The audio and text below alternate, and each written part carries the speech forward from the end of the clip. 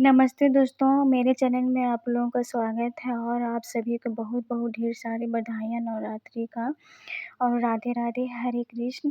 और आज नवरात्रि के दिन था तो मैं पूजा रूम गई और फिर सबसे पहले स्नान करके और मेरा फास्टिंग भी था, तो फिर गणेश जी, लक्ष्मी जी, कृष्ण जी को स्नान की और आप लोगों से कुछ बातें शेयर करनी है। तो जैसे कि नवरात्रि में 9 दिन के अलग-अलग कपड़े पहनते हैं। माता रानी अति शीघ्र प्रसन्न हो जाती हैं।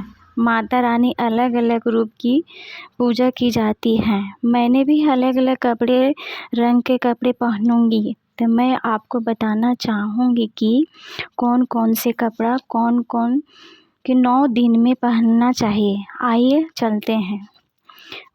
पहला दिन जो होता है शैलपुत्री, और उस दिन पीले रंग का कपड़ा पहनते हैं। और दूसरे दिन नवरात्रि होता है माता ब्रह्मचारिणी के दिन हमें हरे रंग का कपड़ा पहनते हैं। हरे रंग का कोई कपड़ा ले सकते हैं, सूट हो या साड़ी हो, कोई भी कपड़ा पहन सकते हैं। तीसरे दिन भूरे रंग का कपड़ा पहनते हैं।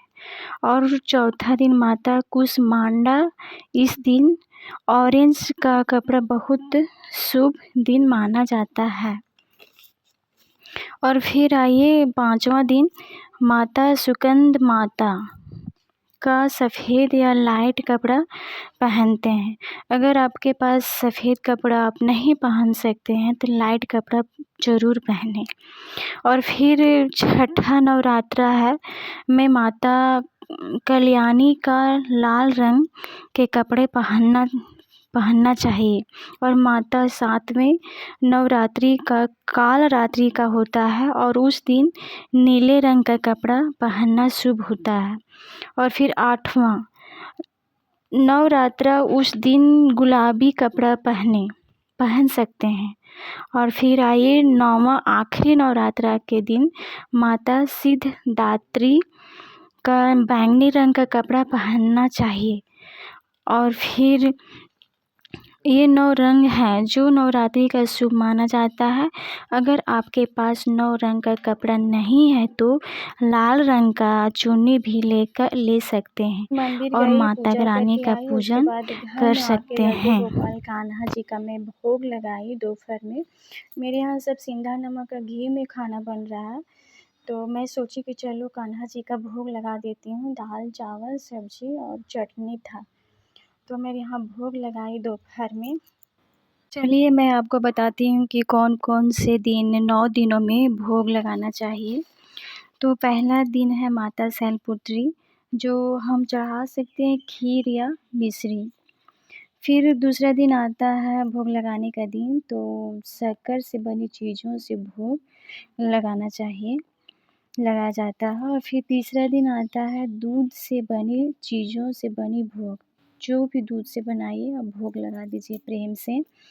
और फिर तीसरा दिन आता है मालपुआ। आप मालपुआ भी घी में बना सकते हैं और फिर देवी माँ को चढ़ा सकते हैं।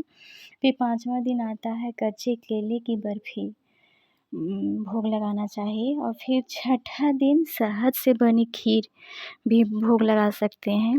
और 7वां दिन गुड़ से बना हलवा भी चढ़ा सकते हैं। और 8वां दिन नारियल, जिस दिन 8वीं रहेगा उस दिन आप नारियल का भोग लगा सकते हैं। और 9वां दिन वो हलवा पूड़ी और चना का भोग लगाइए 9वां दिन। नवरात्रि में मैं भोले बाबा के पास भी मंदिर गई थी, तो वहाँ मैं जल ढार रही हूँ देखिए। और नवरात्रि बहुत स्पेशल होता है। नवरात्रि के दिन बहुत चहल पहल रहता है और फिर हर खुशियों उत्साह से मनाया जाता है। तो फिर हैप्पी नवरात्रि आप सभी को।